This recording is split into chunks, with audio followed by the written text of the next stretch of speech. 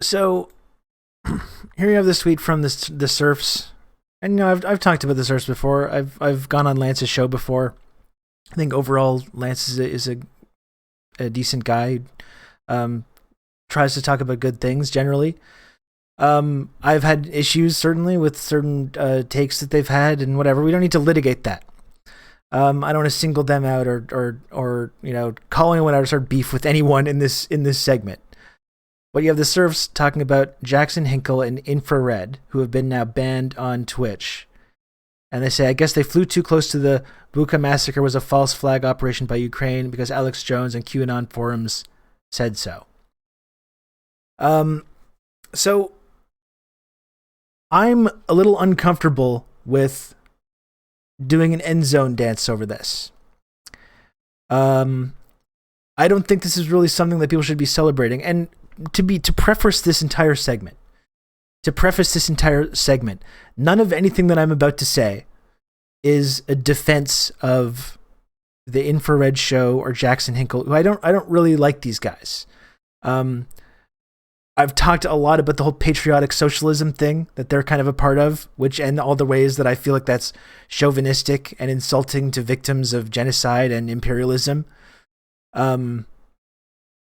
They had numerous brain dead takes about the whole trucker the trucker convoy stuff a few months ago.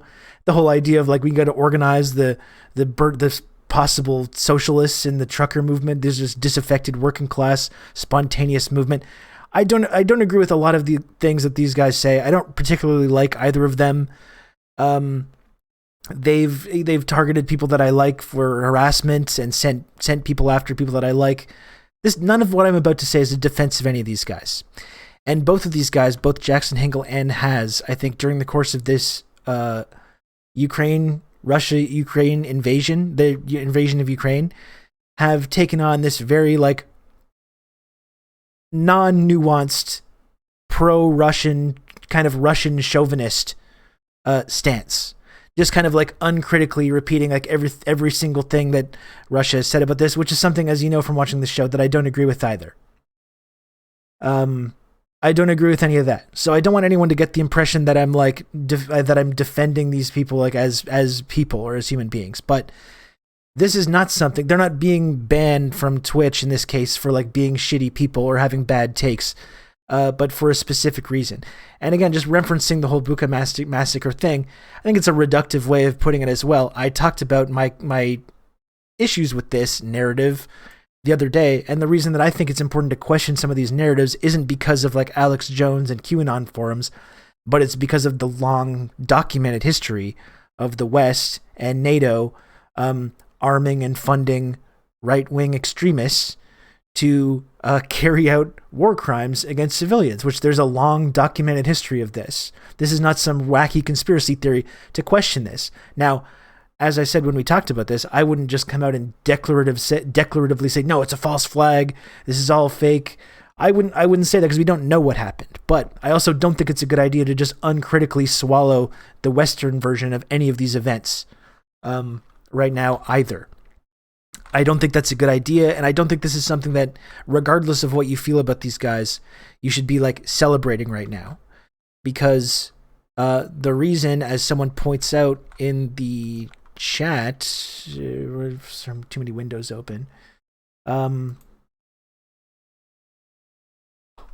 someone points out in the replies here, it's possibly because of this Financial Times story, which is here. Financial Times, the story about Amazon's Twitch bans channels after researchers find pro-Russian propaganda. And like I said, they also suspended the account of a communist woman whose family is stuck in Donbass, so I don't need to see this kind of fucking preening from Western social democrats. And if I lost a debate to Lauren Southern on my own platform, I would simply shut the fuck up. I'm carrier wave. I mean, I'm just reading that from the chat. Don't want to start any beef with anyone. I talked about the issues that I had with platforming Lauren Southern and how I was against that and thought that was a bad idea. And I agree that that was not a good thing that anyone who associates with the left should have been doing. I agree with that. Um,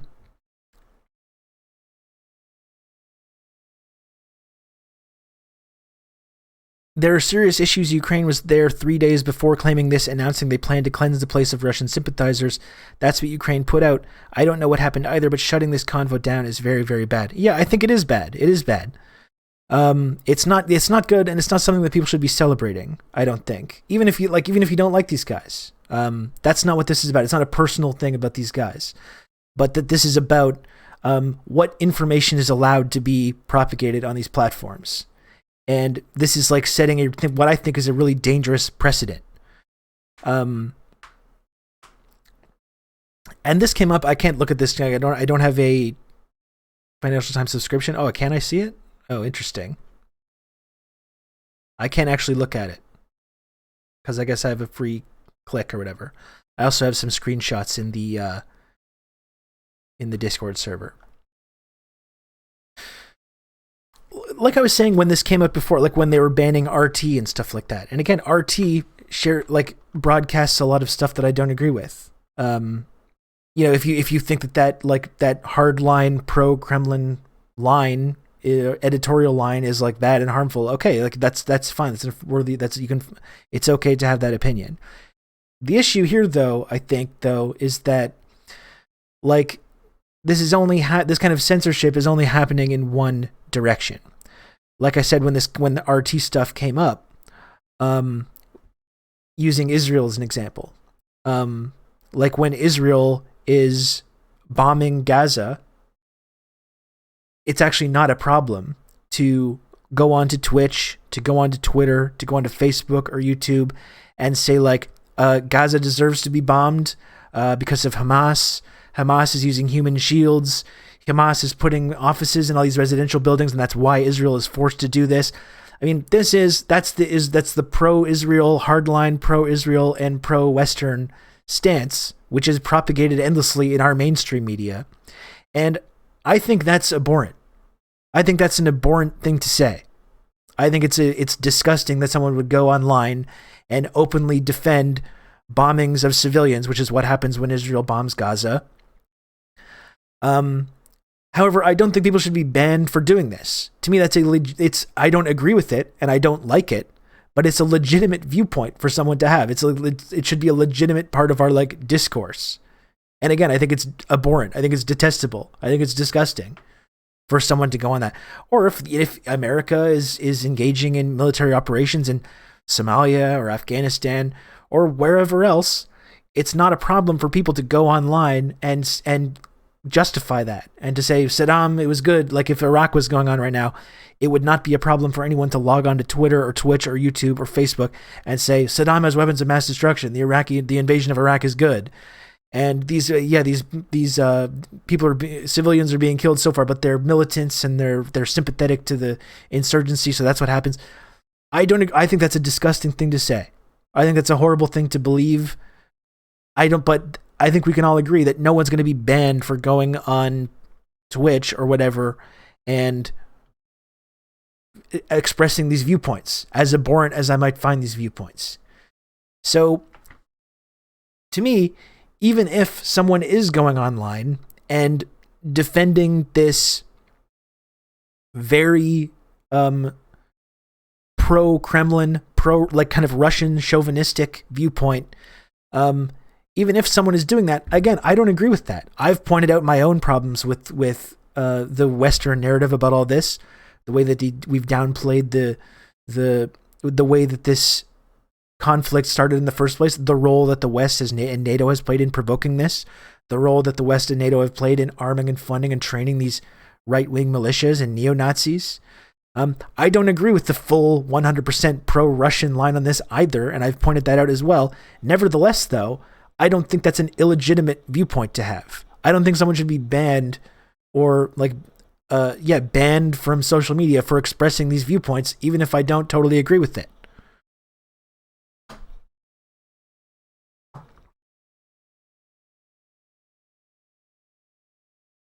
If you're pro-Palestine, why would you celebrate the shutting down of RT? It's the only place a lot of pro-Palestine stuff. could reach an audience. Like we talked about before, Biggerwig also, it's the most popular foreign news outlet in Latin America. They do a lot of really good journalism in Latin America. It's very popular there. And like we talked about, like before this invasion kicked off, we were watching stuff from RT, and I made this point. You can still view this stuff on the channel when I was talking about this. But I very specifically made this point that, like, we wouldn't have to watch RT to get that perspective if we actually had a mainstream media that was devoted in explaining the different viewpoints on this, which we don't do. We have a very one-sided pro-Western narrative that's propagated on Western media, and any deviation from that is just not part of the discourse. So you literally have to look at state media in order to even understand what these perspectives are, because we don't talk about it in Western media. It's really fucked up how so many socialists are falling in line and doing the imperialist work by shutting down and smearing anyone skeptical of the official narrative. Yeah, crowd babes. And once again, just in case anyone is confused about this, I'll mention it again. I'll have to mention this a few times so people understand where I'm coming from, just in case, which is that none of this is defending any specific people or individuals that are being caught up in this. But we do need to talk about how this is a really dangerous, slippery slope, where these tech companies are having the ability now to shut down anyone that is expressing a viewpoint that runs contrary to the relentless Western version of events which are presented in our mainstream media. And it's not going to stop with this. This is kind of the problem, and this is why I'm concerned about it, because I talk a lot about these same issues, and I do not also want to get caught up in this kind of shit.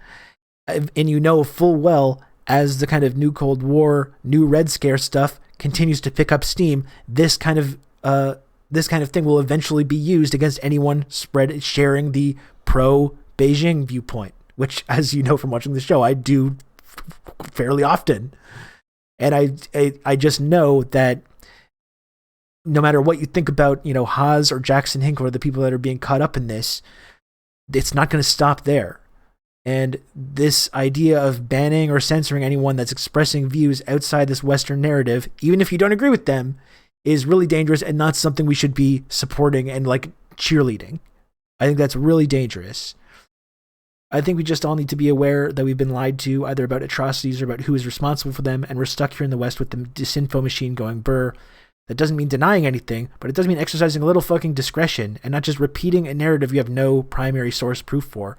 Or, Lana, like sometimes you have the primary source is literally Azov Battalion. That's the source for a lot of the information that's coming out about this. And by the way, as we pointed out, there's been plenty of pro-Ukraine disinformation being shared by all kinds of people.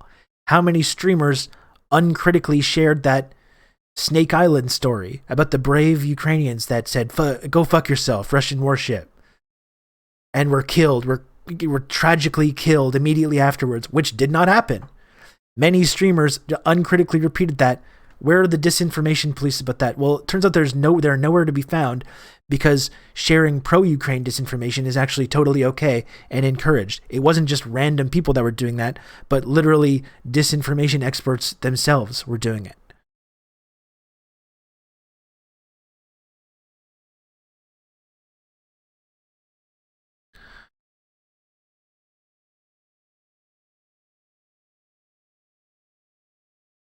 Let me just scroll down the chat here.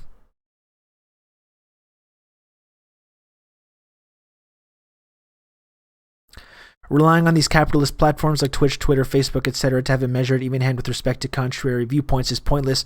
Well, I agree, GMO Radio, but that's a problem when that's what, like, we have a mainstream media that's completely united in expressing this pro-Western viewpoint with zero deviation from that. That's kind of what's supposed to be the whole purpose of the internet, is to be able to have the ability to counteract that. And if that's getting cut off from these platforms as well, there's literally nowhere you can really go, or there's only a few places left that you can go to do that. And on Twitter and on Twitch, this is the reality, and on YouTube, this is where the audiences are. That's where the big audiences are. So you can get cut off, and sure, you can find places probably to express these viewpoints, but you'll have less and less impact actually reaching people and challenging people's perceptions about what's going on. hate how libs and people aligned with the West have this privilege where they have unlimited leeway to jump to conclusions about every aspect of this murky conflict characterized by disinfo and fog of war, and they love exercising it.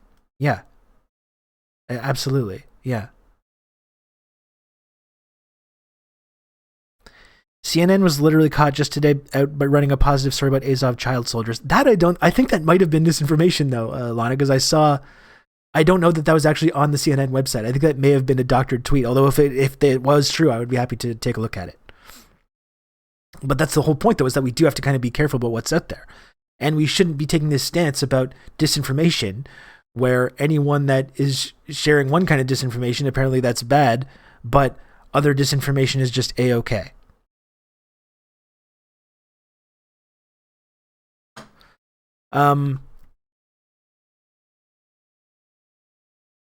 So again, this is not something that I think people should be like happy about or like should be celebrating over, regardless of what you feel about these guys.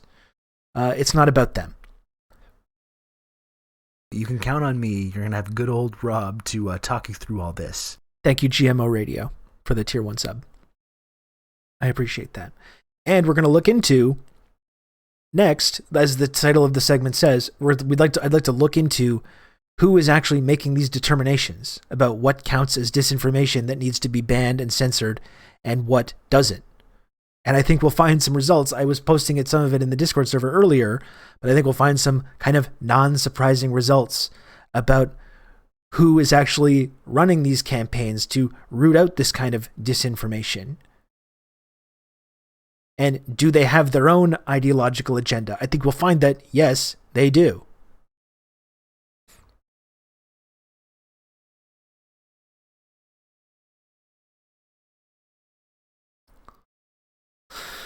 Because here's the piece. Amazon's Twitch banned some channels after researchers find pro-Russia propaganda. Live streaming platform has sought to block harmful misinformation after Moscow's invasion of Ukraine. I mean, this is another problem, too, is that this has a chilling effect on all speech, right? Like I've said a couple times on the show talking about this, I'm very, very conscious at all times about what I say, and I am often self-censoring because I'm concerned about getting caught up in the same web. That's why I've made extra care, and I hope everyone in the community understands this.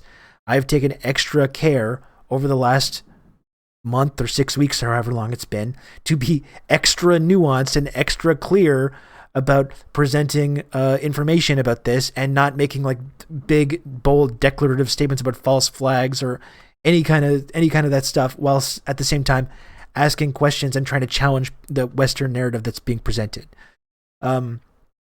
But it's like when things like this start to happen, it has this effect. It's like it makes me just not want to talk about this shit at all, or to just kind of flash the Putin bad text permanently. I mean, that's the whole point. Yeah.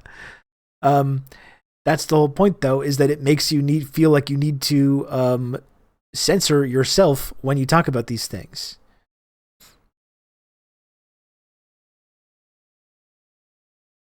By the way, the article is old but real. It's from 2018. You can still find it in the Times and a similar one in the Mirror from this year. Okay, yeah, okay. So the picture is real. Okay.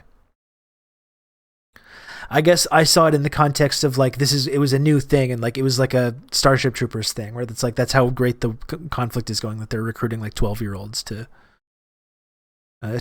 fight in the conflict. The Amazon-powered Twitch has moved to ban several accounts on the live streaming platform after research detailed how pro-Kremlin propaganda has spread on the network. Shortly after Russia invaded Ukraine, Twitch said it would move to prohibit harmful misinformation actors from using our service. But a report from the Tech Transparency Project detailed multiple accounts pushing pro-Kremlin falsehoods, such as claims the invasion was denazifying Ukraine and a Russian special operation. Other streams peddled falsehoods about biolabs being set up in the war-torn country. And the whole thing about denazifying Ukraine, I mean, I've talked about this before too. I don't think we should take Putin's claim of a denazification at face value, but while not taking it at face value, we should still continue to examine the role that Canada and the United States and NATO has played in indeed arming and training and funding neo-Nazis in this region for the last 10 years. That's a real thing. That is a real issue. That's a real problem that we have contributed to. And the biolabs are a real thing too. Maybe not the content, but they obviously exist. I beg people to understand like how much of a slippery slope this is, and to divorce your own personal feelings about any of these characters from what is going on here.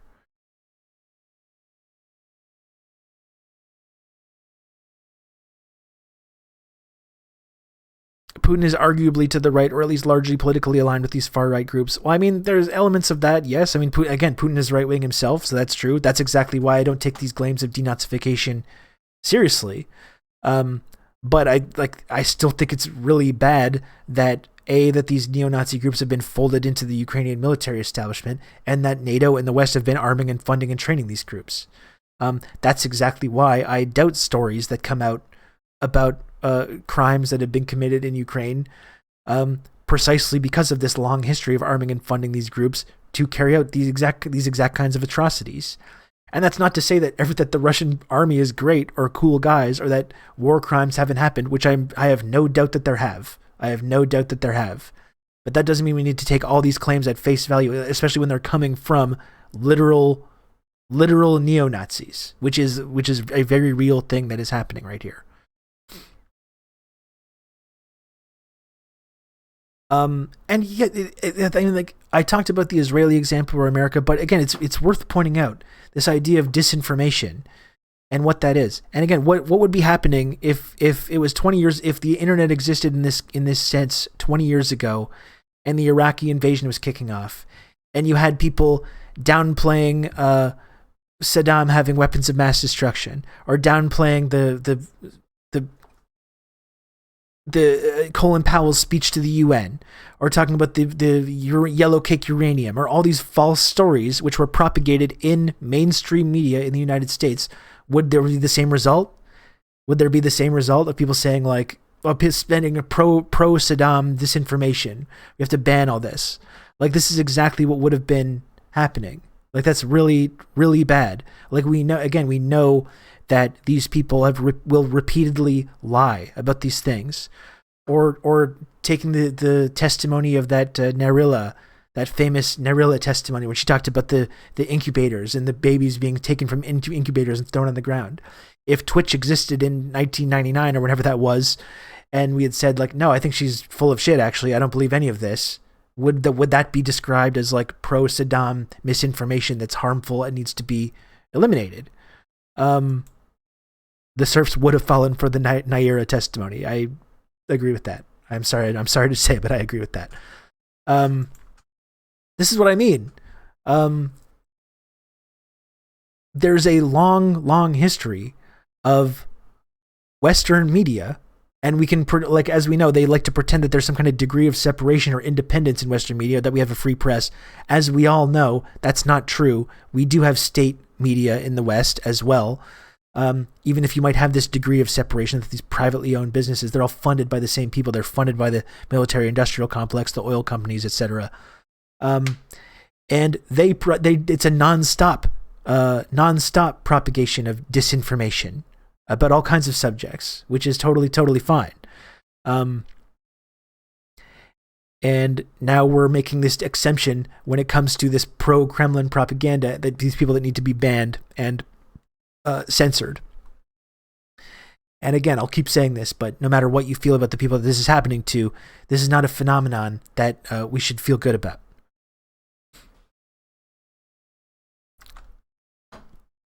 Twitch banned several accounts cited in the report. This is the report by the Tech Transparency Project, which we're going to look into after. Twitch banned several accounts cited in the report and was investigating several more, it said, after being presented with the findings on Wednesday. While we have continued to see low volumes of harmful misinformation actors on Twitch, we have suspended several violative channels under this policy, including some who were specifically dedicated to spreading misinformation related to the crisis in Ukraine. And again, folks, there's been an amazing amount of pro-Ukrainian disinformation being spread on all kinds of platforms, including by the very people that are celebrating this.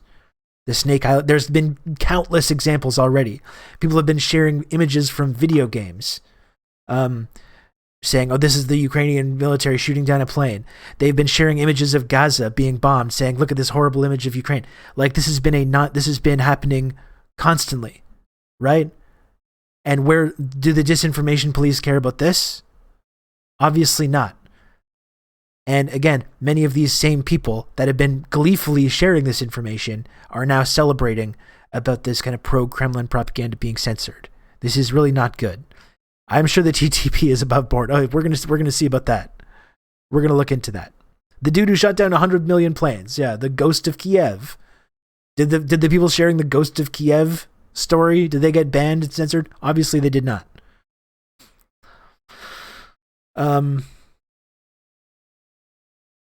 The only Ukraine reports I trust are Terrell Star. I mean, that's seriously just driving around tweeting out war crimes. Yeah. That's right. You see he's trying to grift into like a business selling authentic Ukrainian clothing and stuff now. Good for him. It's Wild Rooter said to debunk the Kharkiv kid finder. Yeah. There's no information on UAF casualties. That is kind of suspicious. Well, again, many people have been propagating all kinds of stories about Ukraine has destroyed 10,000 Russian tanks and 30,000 Russians have died in this. And there's no limit to what you can say about what has been going on. When the version of the story that you're peddling is that Ukraine is actually winning this conflict and it's going really great, that's totally fine. And the disinformation police is going to leave you alone over that. Several of the accounts appear to be monetized, meaning the account holder and Twitch shared revenue generated from advertising, says Katie Paul, TTP director. TTP's findings reveal major holes in Twitch's policy enforcement at a time of heavy Russian misinformation about the war in Ukraine, the report said.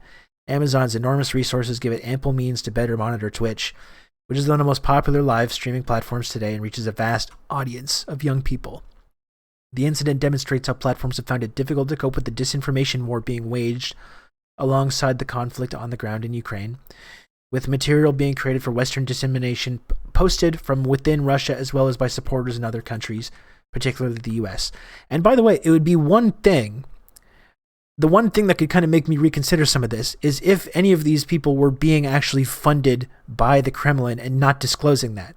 Like, that's something somewhat legitimate that I could see, okay, maybe there should be some blowback for that, or there should be some consequences for that.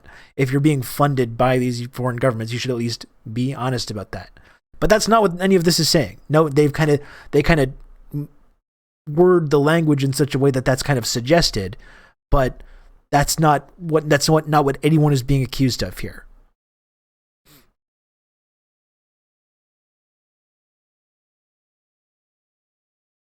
Dylan Burns went on a wild rant at an Irish European Parliament member for demanding peace in Ukraine, saying she was a disgusting Putin apologist who was demanding Ukraine roll over and that it was hypocritical because the Irish fought for liberation and that it was justified to fight for liberation and freedom and democracy, basically advocating that Ukraine should and would be justified in having started the war. Rob, your analysis is always very nuanced and well-sourced, likely because you're a grown-ass adult who's capable of absorbing and filtering through propaganda to get a clearer view of the reality that's actually happening. I don't think you'll have to worry about suffering the same fate as these two. Important to remember that Haas and Hinkle are in their early 20s. They're reactionaries who just want to get clicks. They'll repeat anything that suits their narrative. And Progressive Canuck, I mean, again, like I was saying up front, I don't agree with this, like, 100% pro-Kremlin, pro-Putin kind of Russian chauvinist viewpoint that either of these guys were expressing. I don't agree with that viewpoint. The point is, though, should this be allowed as part of our discourse? What counts as disinformation and what doesn't? Is that a legitimate viewpoint, even if you disagree with it? Right? Like, this is me doing the fucking Voltaire thing. Liberals love to do the Voltaire thing only when it's Nazis saying one thing, right? They say, I may not agree with what you say, but I'll defend to the death your right to say it. They'll say that to people on the far right. But when it comes to people questioning stories about Western imperialism, that's all of a sudden they forget about this. They forget about these ironclad free speech values that they apparently have. And I guess this is what I'm doing. This is what I'm doing today. Because I don't agree with most of what these people say. But the question is this a legitimate viewpoint? Should they be censored for expressing this viewpoint? And is this a slippery slope that is eventually going to be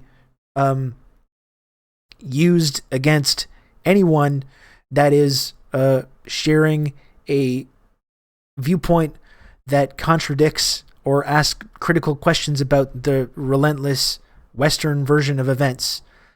As the sort of new Cold War picks up, as our tension in the West with China continues to escalate, and we've seen it just over the course of this show, we've seen it exponentially escalate just over the last 2 years. This is not going to stop. And my concern is that this phenomenon of these like disinformation police, who we're going to look into in a few moments, determining what does and does not count as legitimate viewpoints, is going to start casting a much wider net. This is what I'm concerned with right now.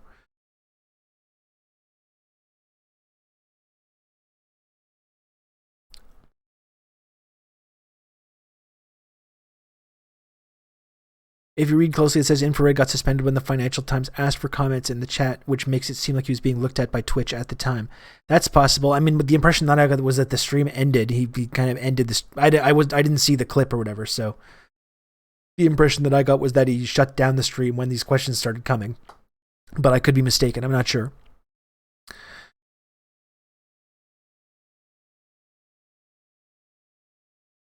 Yeah, and fuck Dylan for coming for Claire Daly like that. She's an absolute treasure of humanity and actually has the guts to say what's needed. Yeah, absolutely. And we watched her clip the other day, and it was phenomenal when she talked about putting blame in the hands of the West and talking about the role that the West has played in provoking this, which is a viewpoint that I agree with.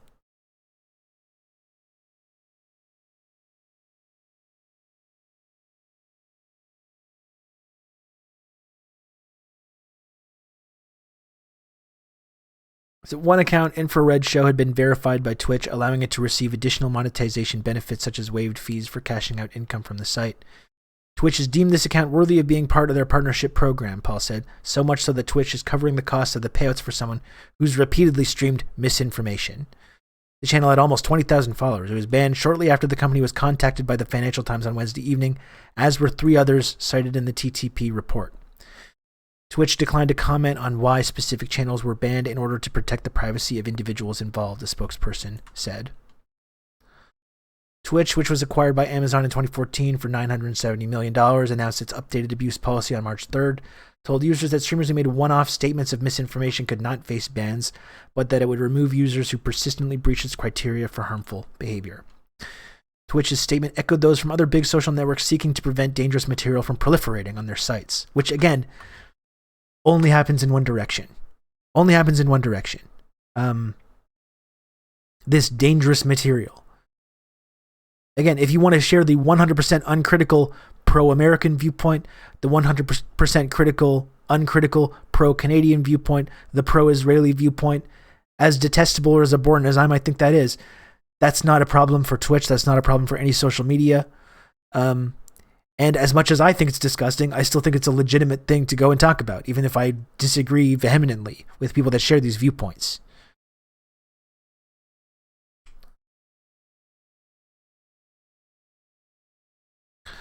Infrared Show's programming regularly contained hours-long broadcasts from an unidentified man who appeared to be American, repeating lines similar to those emanating from the Kremlin. I couldn't help but laugh at this.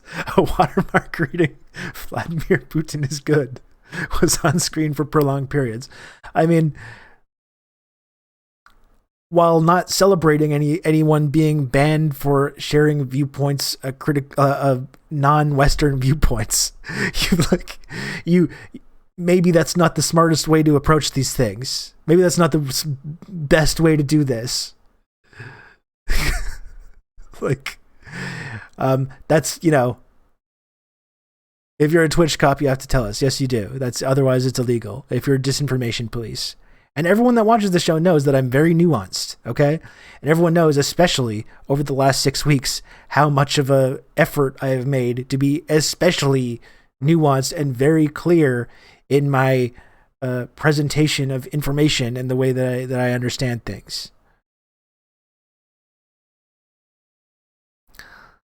is such an idiot. Like, yeah, it's like at that point, it's like you're kind of asking for it, even though I'm, you know, kind of making a defense of this. You're a little bit asking for it when you go that far. Sometimes it is good not to meme. Yeah. The channel was abruptly suspended. Okay, so maybe this is what you're talking about, Red Scary. Was abruptly suspended moments after the FT used the stream's chat function to ask for comment on the claims. So maybe you're right, the Twitch was looking into it at the same time and then pulled the plug.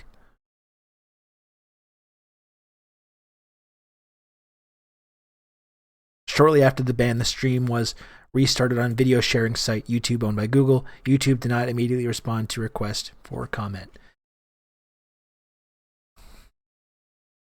The Tech Transparency Project. Well, what is that? These are the disinformation police. The Tech Transparency Project. This is the report. Amazon-owned Twitch spreading Russian misinformation on Ukraine. This is what is getting Twitch streamers banned from the platform. Putin good, Russia bad. That's really the ultimate. That's the ultimate troll take you can possibly have at this point.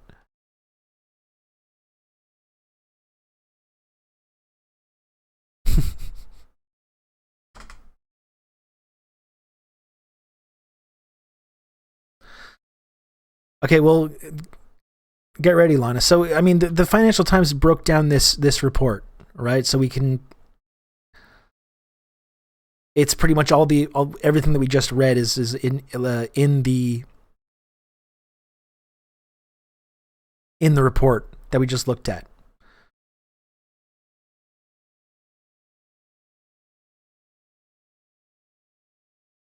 There's some more examples of the different stories. And again, I will preface this by saying, I don't agree with uncritically taking the pro-Kremlin, pro-Putin, pro-Russia line on any of this stuff. Or even though I think it's important to ask questions about certain incidents that have happened, I don't think it's very wise to declaratively make statements about false flags or biolabs or any of that stuff when you don't actually have the information. I'm against doing that. That's not something that I do on this show. That's not something I'm going to do. That's not what this is about, though, whether I agree with doing that or not. Because, as we said, you can make these kind of declarative statements as long as it is the pro-American viewpoint, if it's the pro-Western viewpoint about any of this stuff. Like I said, I use the example of Gaza and human shields and just basically repeating the political line coming from governments. That's what kind of this is about. It's about repeating uncritically the viewpoint that is expressed by governments. So no one is going to be banned for repeating viewpoints that uncritically represent the views of the United States government or the Israeli government or the Canadian government or British or Australia or any of these rules-based international order countries.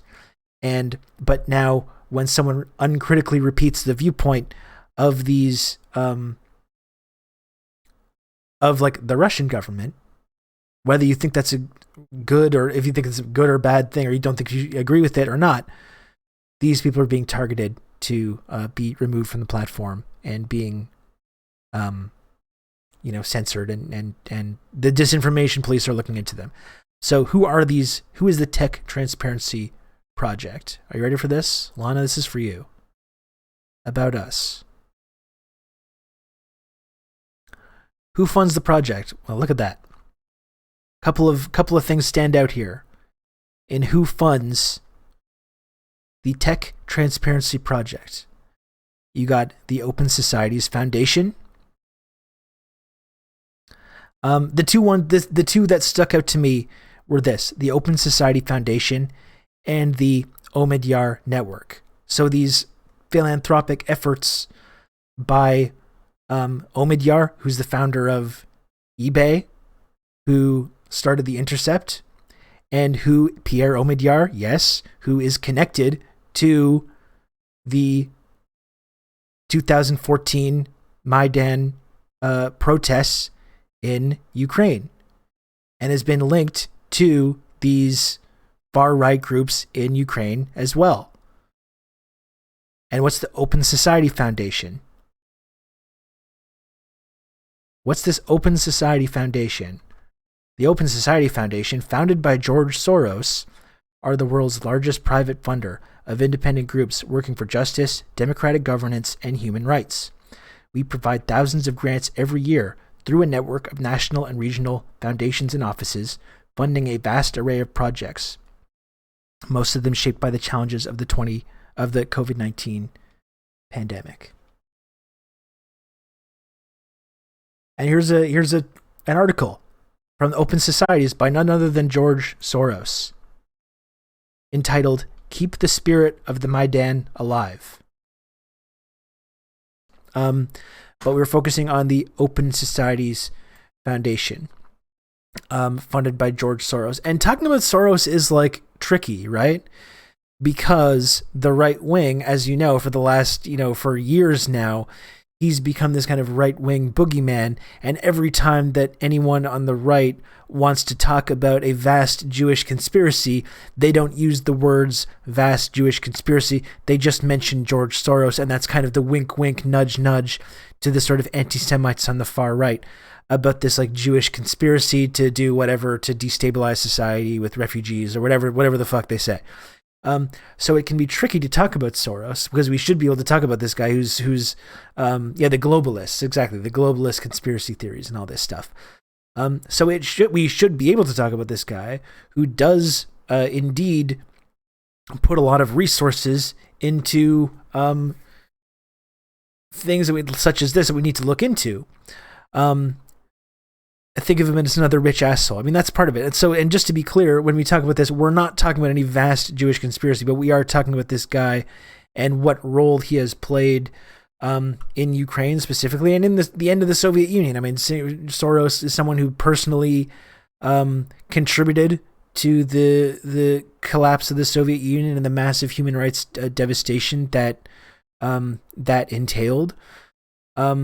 And who is involved in now through philanthropic efforts like the Open Society Foundation, is deeply involved in an NGO capacity in what has been going on in Ukraine, specifically with the Orange Revolution in the 2000s, and we looked at this piece from Soros in 2014 about the spirit of the Maidan. We've talked about the Maidan protests and the way that this was a Western-backed movement, regardless of how organically it may have began.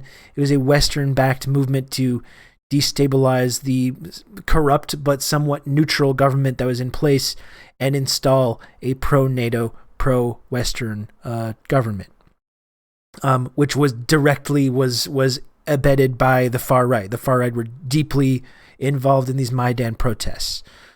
You had duct taping Romani people to the lamppost. Had the spirit of the Maidan. Yeah, and in the Maidan, these far right nationalists burned people alive in trade union buildings and committed horrible atrocities during this period. So when we talk about this, let's be clear that we're not talking about any kind of vast Jewish conspiracy. That's not what this is about. But we should be able to still talk about what role Soros has played in this and other affairs without trying to extrapolate anything about some vast anti-Semitic conspiracy, which we do not believe in and we don't support.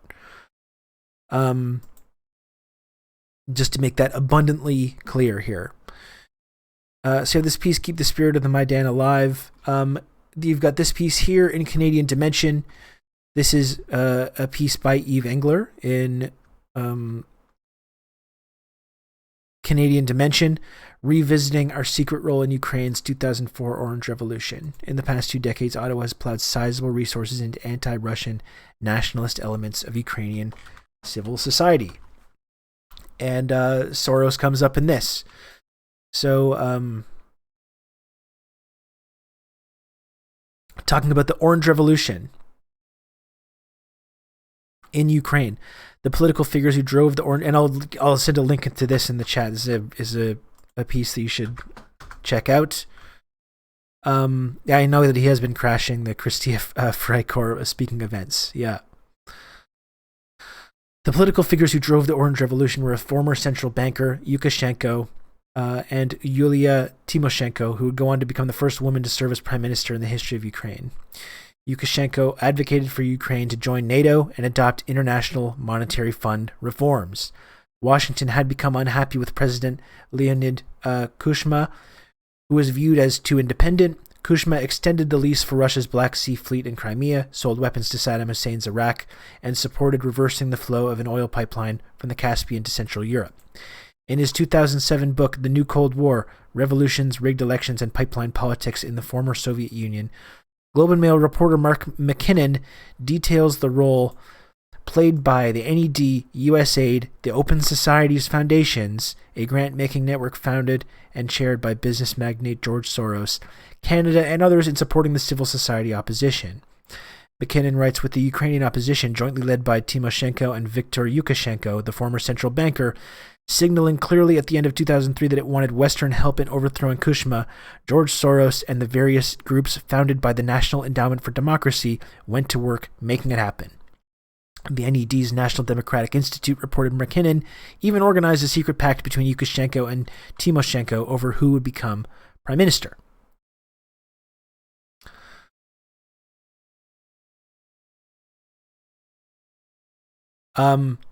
So, again, this Open Societies Foundation, who contributed to the Orange Revolution in 2004 and who obviously supported the Maidan protests in 2014, are one of the philanthropic institutions that is funding this tech transparency project, which is now putting out reports about Russian disinformation on social media and getting people banned from these platforms for disinformation.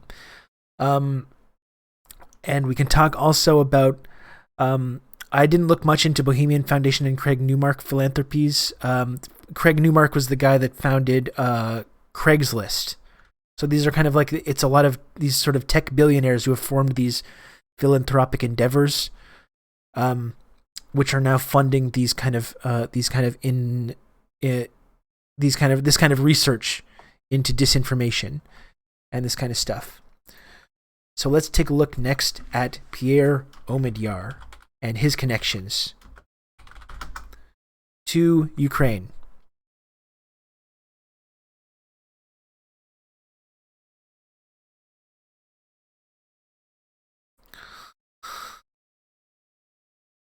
So that's, the Omidyar network. Click here. Real change requires reimagining what is possible. We need to invest to build more inclusive and equitable societies. Omidyar Network is a social change venture that reimagines critical systems and the ideas that govern them to build more inclusive and equitable societies for the benefit of the many, not just the few, across the globe.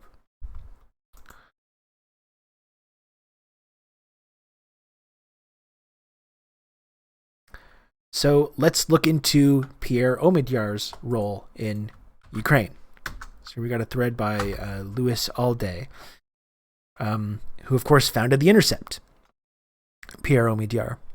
The Intercept's funder, Pierre Omidyar, is a deeply shady billionaire who funded a CIA-facilitated mechanism to create a crisis in Ukraine and exploit it, which facilitated the far-right takeover of the country in 2014.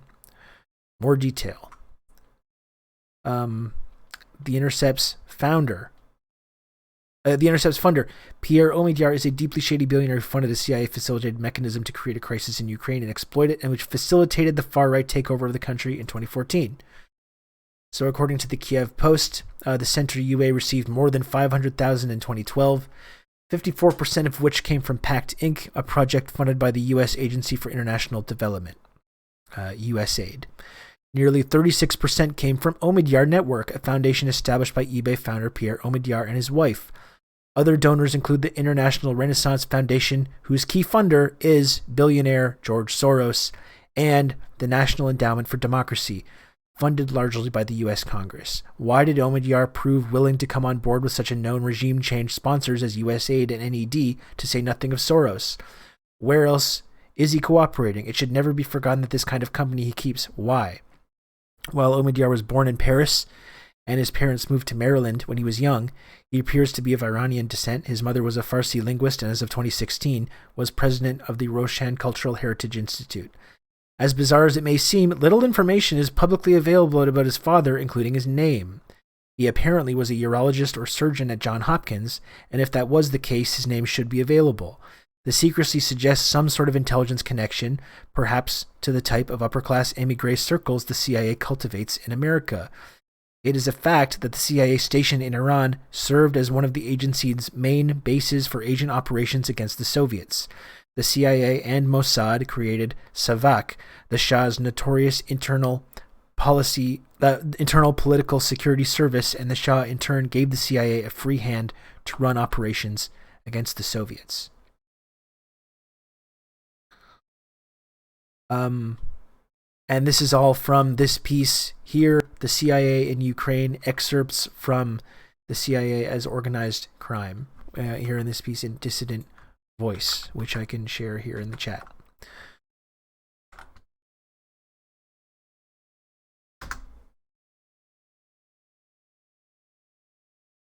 We're almost like these billionaires and state agents are using their vast resources to exercise their agency or something. That's not possible.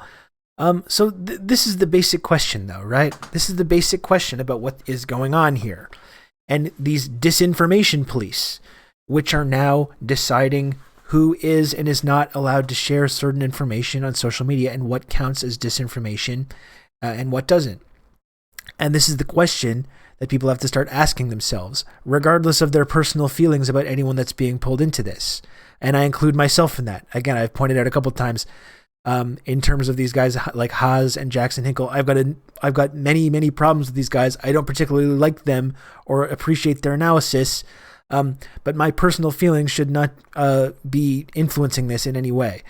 Do we want to encourage a situation where these so-called, independent, nonpartisan institutions like the Tech Transparency Project, backed and funded by places like by philanthropic institutions like the Open Society Foundation and George Soros and Omidyar Network. Both of these, just these two examples, both of them have deep links to Ukraine and what has been going on there, including the destabilization efforts in 2004 and in 2014. And are we comfortable with these so-called nonpartisan operations funding research and determining who gets to talk about this on social media and what information qualifies as disinformation and what doesn't? Personally, I am pretty uncomfortable with this, and I think everyone should be. The idea that this is some principled, nonpartisan effort to have fairness in media and tamp down on disinformation is just like a fucking farce. And this is something that we should all be extremely alarmed by, I think, regardless of how we feel about the people being caught up in it, or this kind of pro-Russian, pro-Putin, pro-Kremlin, chauvinistic viewpoint that some of these people have been espousing, which, again, I don't agree with. The question is that a legitimate opinion? Is that a legitimate dialogue? Is that legitimate discourse? Or is it only, do we only want to allow this kind of discourse that uniformly repeats talking points that are like approved by the sort of Western media establishment and these kind of like so-called non-aligned philanthropic institutions? I think that's a really dangerous and uncomfortable situation that's developing here. I'm really going to start saying that people who dismiss this stuff are tantamount to being genocide deniers. Like, these ops have resulted in millions of deaths, literally. If you dismiss it as a crackpot theory, regardless of evidence, you're scum to me. Yeah, I know, Lana. Last night we got 4K new followers to take us up to 6.5K, and then 5 minutes later they were gone. My theory is this Soros think tank would only fuck with over 5K, so they added the fake follows to get a screenshot. Thinly sourced theory, I admit. Yeah, I do remember that did happen on this channel a couple months back. I don't know what that was about though, but I think it's a pretty normal reaction to be somewhat paranoid about this kind of stuff when we know what has been going on. Again, like just taking the idea that these are somehow like objective or nonpartisan, you can look directly into the Open Society Foundation and this piece by Soros in 2014 about keeping the spirit of the Maidan alive. And that should be enough evidence for anyone to know that this is not some objective, nonpartisan resource here. These are highly ideological. They've got a highly ideological purpose, and they've specifically been playing a role in Ukraine to destabilize the government, to install pro-Western governments, to destabilize Russia. This is all part of the same process of, provoking this conflict, which we talk about, and it goes hand in hand. This exact process of these NGOs helping these regime change efforts go hand in hand with NATO and these Western military alliances arming and funding the neo-Nazis that have now been fighting in a civil war in this region for the last 10 years. I mean, they go hand in hand. That's why that Lukashenko interview a few months back was so interesting when he talked about the NGOs, saying like, we're in his terms, we're going to massacre all the scum you have in these NGOs. That highly entertaining interview with Lukashenko. These NGOs, this is what they do, is they set up shop at these places, and this is their entire role, is using this facade of bipartisanship or this kind of benevolence to assist Western governments in these destabilization efforts. And again, this is not something, if you're on the left and you've been talking, no matter what your feelings are about any of this stuff, this is not something you should be supporting. Like I've said before, this would exactly be going on if it was 2004 and we were talking about Iraq. All this same shit would be happening if we were casting doubt on the narrative about that, about weapons of mass destruction, or the anthrax, or the yellow cake uranium, or the Niara testimony. Sorry if I keep getting the name wrong, but like this is all the same. Like this exact thing is going to be continually used to shut down these kind of viewpoints. It would have, and if the internet existed such as it does today at that time, the exact same thing would be happening.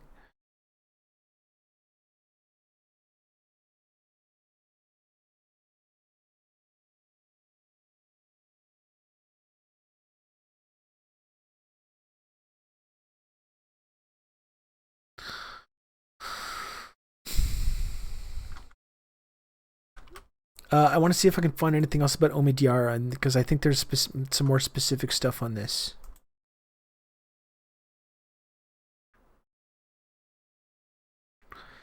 And this is from Oliver Stone's. Shit, where did that go?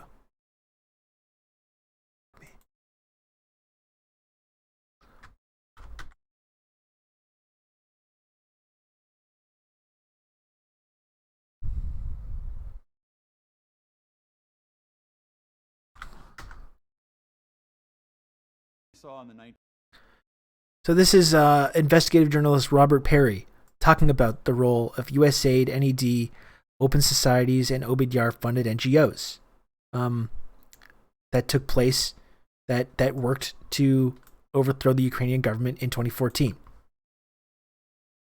One thing we saw in the 1980s, at that point the Central Intelligence Agency had been largely discredited because of scandals that had been exposed in the 1970s. For 15 years, the CIA has secretly financed overseas activities of the National Students Association.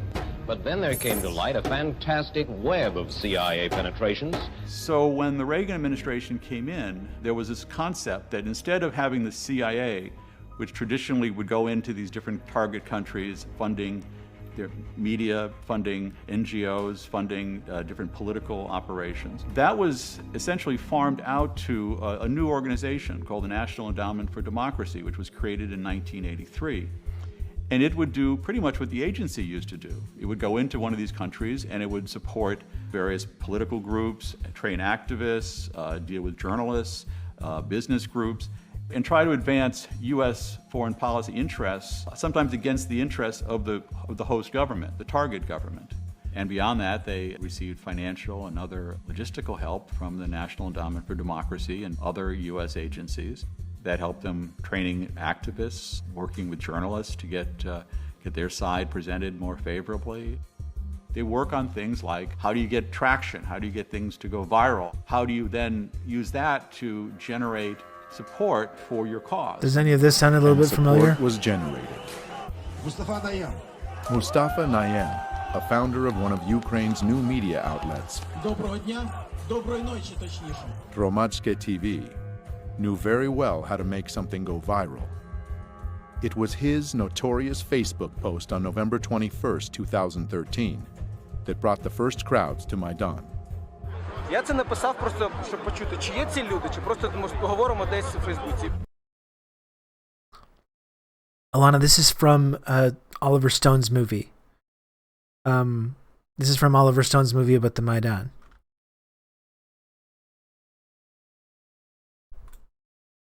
On November 20th,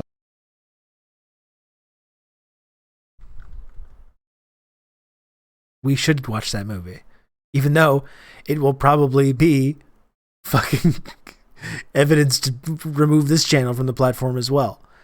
And that's why I would like to reiterate to anyone that's watching this that anything that I've said has been an effort to defend people that I don't really like or agree with about much of anything, but it's a way to cover my own ass, because I'm concerned that I am eventually going to be caught up in this web as well. And this is exactly why I've made such an effort on this channel to be as clear as possible about and as nuanced as possible about my views on this, and to not share the 100% uncritical declarative statements about any of these incidents, while still kind of asking critical questions about it.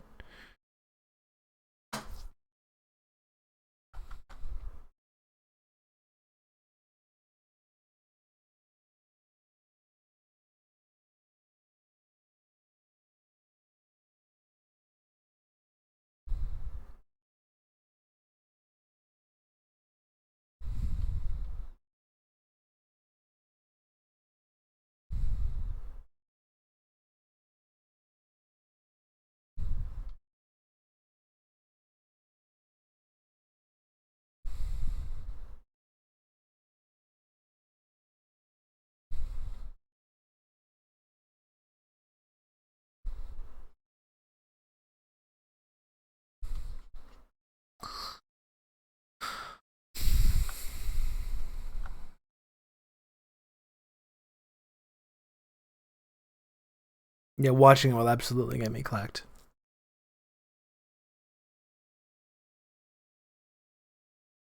Have you seen the breaking news? Is this going to be something to make fun of me?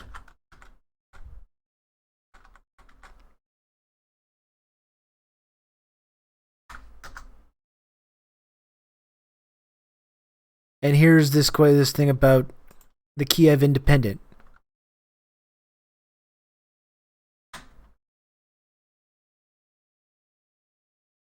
The Kiev Independent Deep Dive, the West's in-kind answer to Putin's propaganda. While staff members of the Kiev Independent grandstand about how independent journalism is the cornerstone of democracy, they are quietly being funded by Western governments, a fact that should ring alarm bells with critical media consumers. This is from last week, Alan McLeod, who I like. As the Russian attack on Ukraine has come to dominate global news feeds, so has a previously little-known outlet called the Kiev Independent. Since its inception of November of last year, the Independent's profile has risen rapidly and has been promoted and endorsed by both social media giants and the corporate press. The Kiev Independent has become the toast of the town. It seems virtually impossible to turn on cable news without seeing its reporters on CNN, Fox News, MSNBC, ABC, CBS, or other networks. Its staff has been given the opportunity to write multiple op-eds in the pages of the New York Times and the Washington Post, something considered the ultimate seal of approval by many journalists. NPR listeners may have also heard interviews with reporters from The Independent.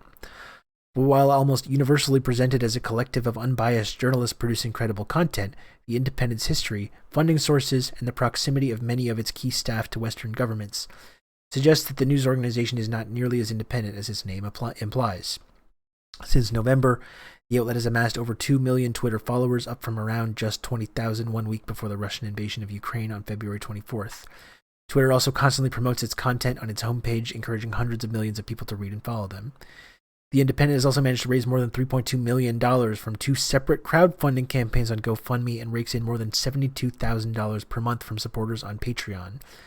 This is partially down to ringing endorsements from the likes of the Washington Post, CBC, CBS News, and PBS, who endorsed their funding drives as the perfect way to do something to help Ukrainians. Journalists with the Kiev Independent have done tremendous work covering the war, offering the world constant updates as they fear for themselves, their families, and their homes, the Post wrote. Meanwhile, the Times had regularly signal boosted its coverage as well, recommending it to readers as a way to avoid drowning in an ocean of information. Another article instructing teachers on how to discuss the war states that Ukrainian sources like the Kiev Independent are a good starting point as reliable news sources. In short, there's been nothing short of a ringing wall-to-wall endorsement of the startup news organization. However, few, if any, of those reports and appearances hint at how close the Kiev Independent and many of its staff members are to Western governmental power. This is pretty long. I don't want to read this entire thing.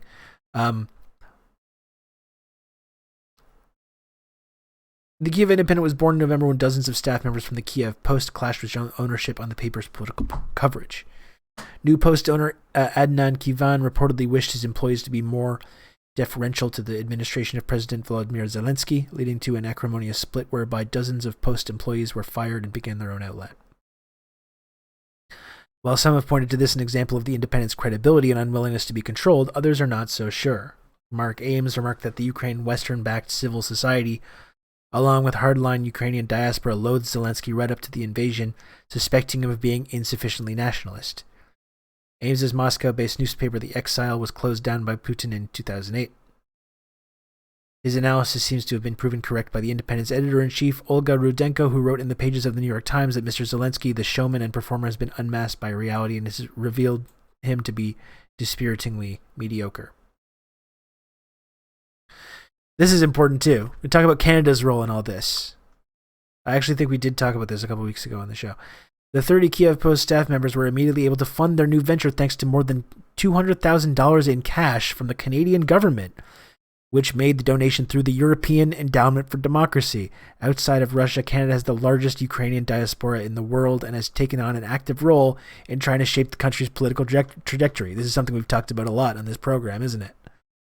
And the specific role that Canada has played in creating this like far-right Ukrainian ethno-nationalist identity, which didn't really even exist up until quite recently. I've seen trans healthcare fundraisers struggle for weeks, but people open their wallets for giving to God knows who in Ukraine right away. I mean, including the unfortunate reality is including people like the serfs who shared fundraisers when this invasion kicked off, which were linked to Azov Battalion. And I think they correctly, to their credit, backed off from doing that.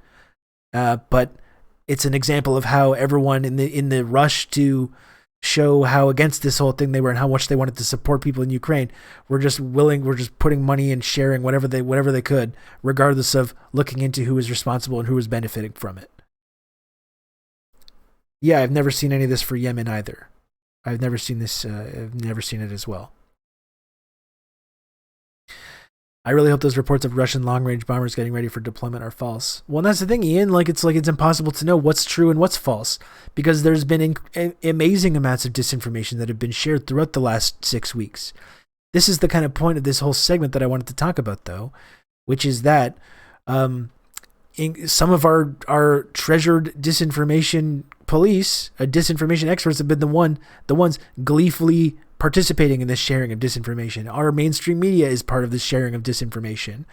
But we have the situation where we've determined that one aspect of this disinformation is good because it hurts Russia, whereas now we need these NGO-backed, nonpartisan institutions like whatever the fuck it's called. I keep forgetting. The Tech Transparency Project now putting out reports and determining who is allowed to say what on social media.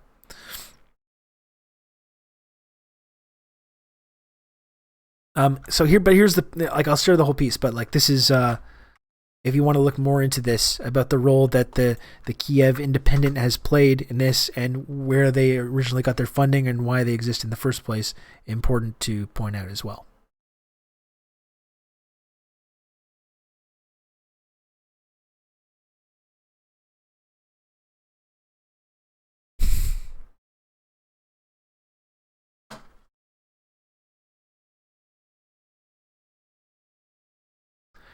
Read it before they managed to take down Mint Press too. I mean, there's been so many, like Mango Press was taken down. They've all gone to Discord, the ASB military account, and maybe you could argue that some of these places were sharing misinformation. Again, I think if you're sharing that 100% uncritical pro-Kremlin line, yeah, you probably are sharing some misinformation. The question is though, like, why should outlets sharing that kind of misinformation be censored and taken down, whereas sharing Ukrainian disinformation, American disinformation, Canadian, Israeli disinformation, all that is not only like not punished in any way, but it's openly encouraged. Again, yeah, you have outlets like the fucking New York Times who've participated in every single regime change effort that the United States government has ever taken part in. The New York Times has enthusiastically supported it and shared their own misinformation in order to justify it. And this is just okay. This is just part of our sort of media landscape. Like, this is really, really troubling.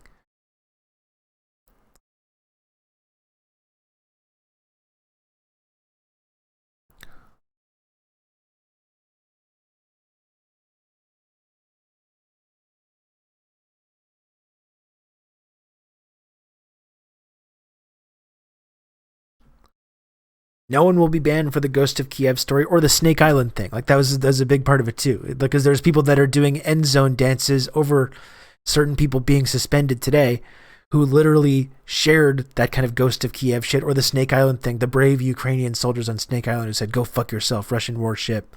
How brave, and like, did not happen. Was not true. Was verified to be false. And these very people are now celebrating that you have these like disinformation experts determining who is allowed to say what on social media. No one will be banned for it, and they shouldn't be. And that's what I mean. I agree, Duttmeister. But we know the country spread lies during the war. The misinformation only comes from one side, though. This is kind of the point. This is a really dangerous situation that we should not be supporting. And like I said, it's not going to end with this. It's not going to end with this conflict. As the tension with China increases, as this new Cold War escalates, and it's escalated a lot just since I started doing this show. It's been one of the main things we've talked about on this show since day one. As it is continuing to escalate, we are going to see more of this kind of stuff, and we will see more of these NGO-backed outlets saying like, oh, we're already seeing it. We're already seeing in the New York Times, like, these are the Chinese influencers, these like travel YouTubers who can't prove that they're funded by Chinese state media, but they're basically saying that China is good, and they're presenting a narrative about China that's against the Western narrative. So that means that it's disinformation and it's Chinese propaganda. And look, that's already started. And how long until these people, not only are they getting the state-funded media, the state media tag on these social networks, eventually it's just going to be removed.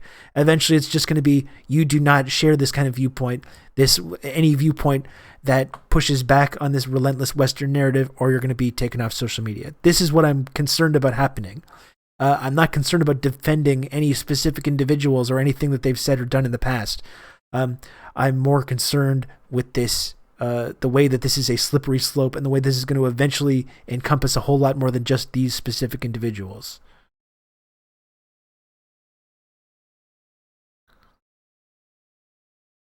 They're already making it difficult to retweet like anti-NATO memes. Yeah, or if you even click like on a link that has a link to a Chinese website, they're like, are you sure you want to like this content? Are you sure you want to like this content? And like, even for clicking the heart button on these things, and I'm sure that anyone that does click the heart on these China linked websites is going on some fucking list, which is going to get handed over to the NSA or CSIS or MI6 or whoever else. It's really alarming. It's really alarming, and it's something that we need to be against, and should not be fucking doing end zone dances over this kind of thing escalating like this.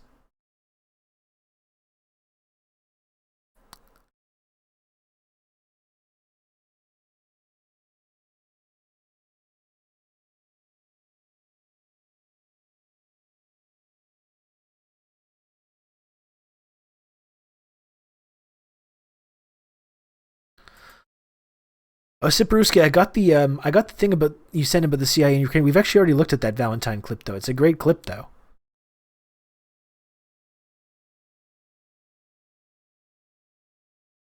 We are already on that list. Absolutely. Absolutely. CBC regular David Frum. Yeah, David Frum, literally able to go and talk about war crimes and misinformation. Fucking David Frum is lecturing about disinformation on fucking CBC.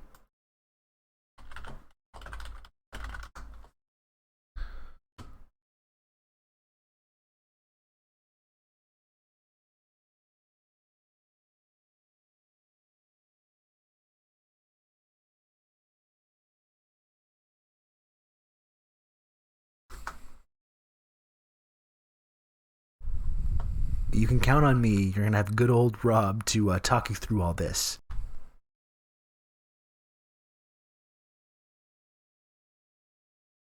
Oh, goodness. Don Dark Sony, thank you for the 4 gifted subs. Thank you very much, Don Dark Sony. They're going to make it illegal to tweet David Come. Yeah, we looked at it in a couple weeks ago. Siparuski.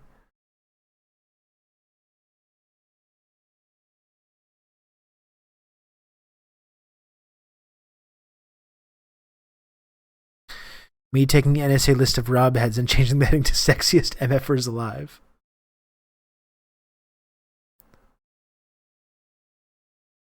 I've already told you, I've already put you all on my list.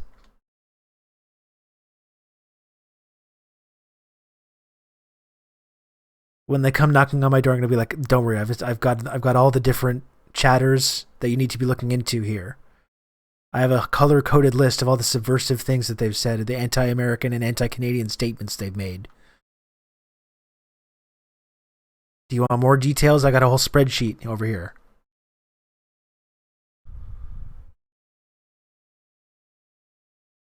You know, so we watched this a couple weeks ago on the stream, but since we read about the CIA in Ukraine excerpt from Douglas Valentine, Siparuski sent across the actual clip, the YouTube clip. So let's just take a look at that while we're talking about all this subject, because it is relevant. We watched it a few weeks ago, but who cares? We can watch it again.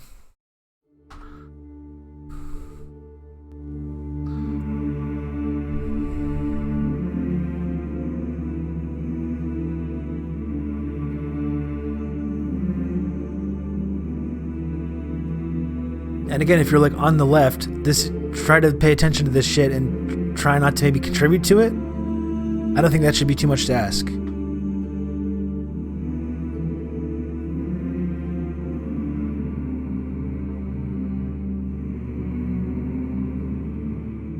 After World War II, communism became the bugaboo, and the Soviet Union became the enemy. And one of the things the CIA did right after World War II was hire a lot of Nazis. Guys who'd been Nazis were now recycled and brought into the CIA. The Nazi rocket scientist, von Braun, went to work for the United States developing intercontinental ballistic missiles. So the Nazi past was forgiven, and Nazis went to work for the United States, including a guy named Reinhard Gehlen, who'd been the Nazi military intelligence officer in charge of operations against the Soviets Nazi schmazi. in Eastern Europe. And this guy Gellin became the head of the CIA's main intelligence operator into East Berlin and areas like the Ukraine, where the Nazis had intelligence agents during World War II. And this guy Reinhard Gehlen, on behalf of his new CIA masters, just activated all the agent nets that he had during World War II. The same thing was going on in Ukraine, although the Ukraine had very much large swaths of its population were fascists and were actively involved against the war against the Soviets, and were enemies of the United States in World War II. After World War II, they became assets of the CIA. So the CIA You've just become an elite member of the Friendship Triangle. In the Ukraine. Metal Dipshit, thank you very much for the 5 gifted subs. Thank you, Metal Dipshit.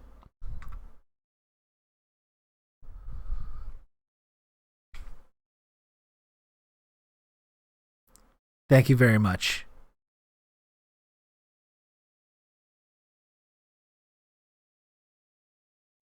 For 70 years. And every year since 1948, when the CIA went into operation, it has had a station in the Ukraine with a CIA officer who's running operations.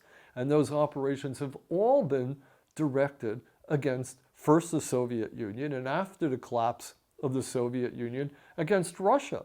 There's a lot of momentum that has built up over 75 years.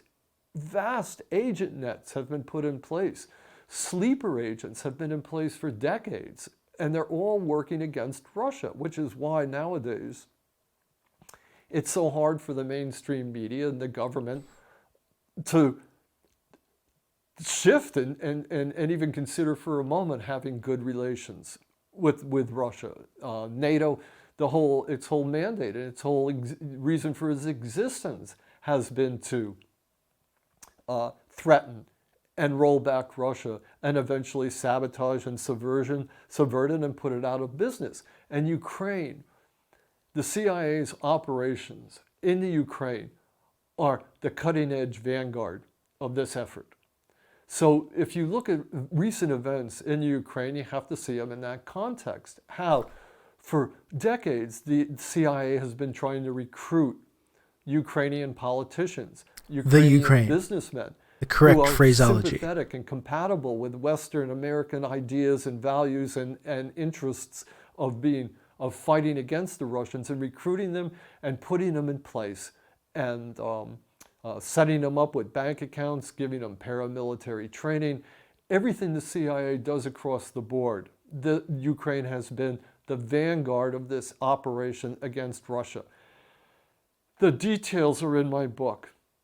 The CIA's organized crime, how this works at the agent level, how the CIA would go around and work with after the coup that threw out a pro-Russian government and installed a pro-American anti-Russian government, how the CIA already had security services and military people in place who were able to create private militias that would then work against individuals in the Ukraine who were pro-Russian, how they, just like treating it like South Vietnam or any other country that the United States occupies. And that is the situation in the Ukraine. The United States occupies Ukraine.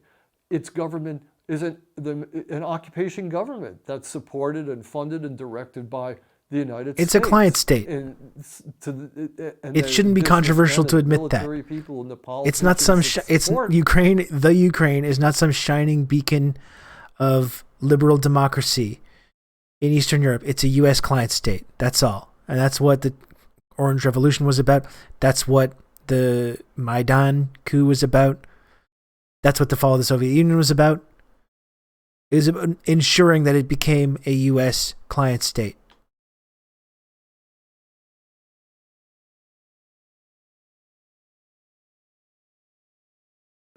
the Americans benefit and those who don't are put on hit lists and they're targeted.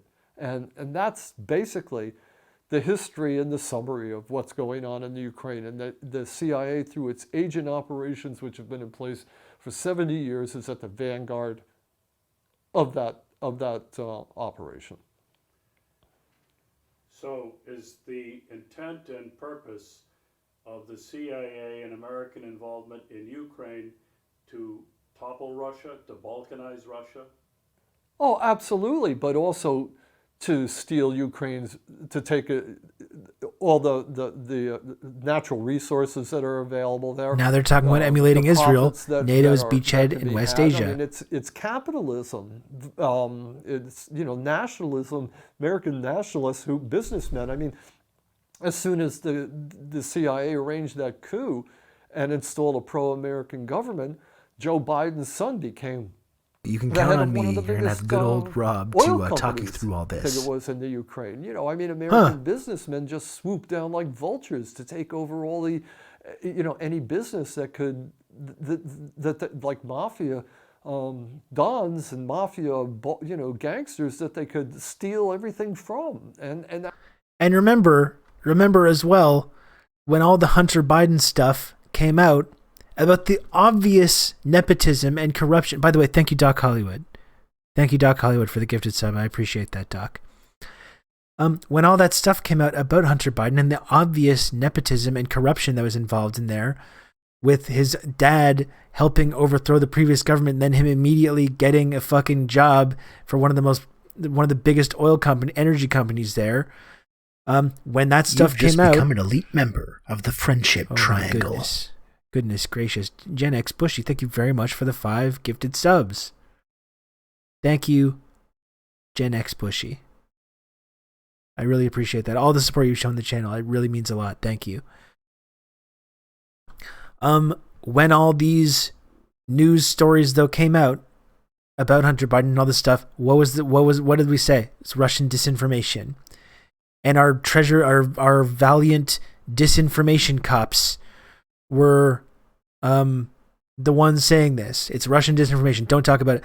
And these media companies literally just dropped the story. They killed the fucking story. And which they're now admitting was legitimate and was not Russian disinformation. You know what else was called Russian disinformation? Chrystia Freeland's Nazi collaborating grandfather, Michael Chomiak. When people questioned Chrystia Freeland about her fascist grandfather, who she has openly talked about how she admires and wants to emulate, what did she say? Oh, that's just Russian disinformation. It's just Russian disinformation. This is all part of the same process here of delegitimizing anything that counters this narrative.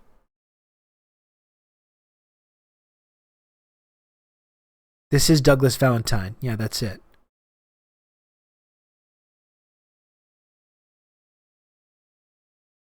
Right? This is not good.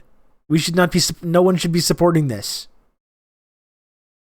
That's exactly what they're doing, and especially in eastern Ukraine, where a lot of the natural resource industries are based. That's why it's so contentious there. The CIA, through its assets in private industry, is trying to bring all those people who are considered compatible into the American fold. You don't see it at its dirty level, the level of blackmailing people, the level of extorting people, the level of the CIA using its underworld contacts to squeeze these people and to force them out of business and to make life miserable for them so that they give up their associations with Russians and Russian businessmen. But that's what's going on at the very basic level. I mean, militias are being formed to terrorize anybody who's supporting Russia, and like in Donbass and places like that. So the details and Zelensky himself, who campaigned on de-escalating this conflict and having peace in this region, himself was threatened by these far-right militias as soon as he started talking about when he got elected and started talking about this, they said, no, we're not doing this. No. And that's exactly what why the Kiev Independent was saying they hated him, precisely because they viewed him as being too pro-Russia and too moderate.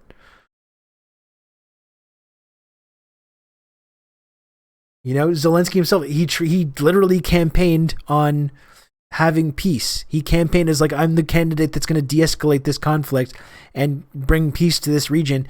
And he had literal press conferences that were interrupted by these far-right militias that made clear that they would be pursuing no such thing. That's always been the thing with Zelensky. As much as he's been held up as this heroic figure, he's got NATO on one side pulling him in one direction, and he's got the fucking far-right militias also on the other side who are armed and funded and trained by NATO, ensuring that he's never able to de-escalate anything, and the only option on the table is to escalate.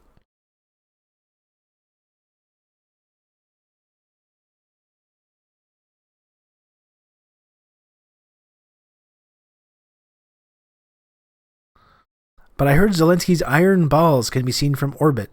Surely he can't just be a pawn pushed around by Nazis in his own country and NATO. He indeed can. Soon just saying Kiev instead of Kyiv will be it will be enough to get deplatformed. I will never say Kyiv. Mark my words. Between this and the bombing of Yugoslavia, I just now have a very strong idea of what the West really thinks about Slavic people. We're cannon fodder or barbarian hordes or cheap labor, but not people. The further east you go, the worse it is. The whole thing really has left bitter taste in my mouth. Not going to forget, not going to forgive. Yeah, I understand, Lana. I mean, it gets into the whole concept of like whiteness, right? And who qualifies as being white and who doesn't. And it does kind of seem like even though Slavic peoples are to have white skin, they don't land under this umbrella of qualifying as being white people. That's why we have all these news stories about like the Russian mind. And like the devious Russians, they're just bloodthirsty, and they love conquest and murder and deception and this kind of shit. It's gonna rule when you have to sign loyalty oaths to right sector to access healthcare in Canada. Jesus Christ. Yeah. Let's just watch the end of this clip. Again, which you would have to spend years studying to understand. I suggest you just read the books to see how the CIA has relationships with the security services in Ukraine. And as soon as the coup was launched, it took over control of those security services, and it started drawing up the hit lists that of targeting people that it could go after. And the reason it's targeting the people that targets most highly are the people that are sitting on natural resources that American businessmen want. It's not going after, plumbers and carpenters. It's going after major businessmen. And that's what the CIA does. It paves the way for American business interests by using illegal methods. And by using illegal methods to install politicians in the Ukraine that will follow the American line. Everything that you don't know about that is going on and that you're not told about by the media. Which I should add is well aware of what's going on, but just doesn't tell you because it's good for their business too.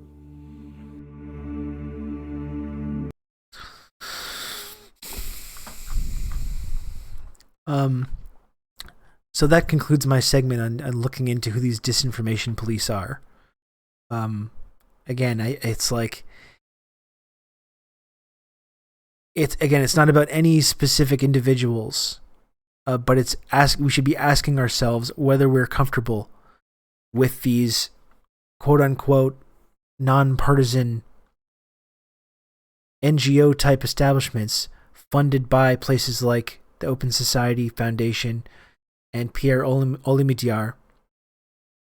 And should we be comfortable with these folks playing this role of disinformation police and deciding who is allowed to say what on social media and what qualifies as disinformation and what does not?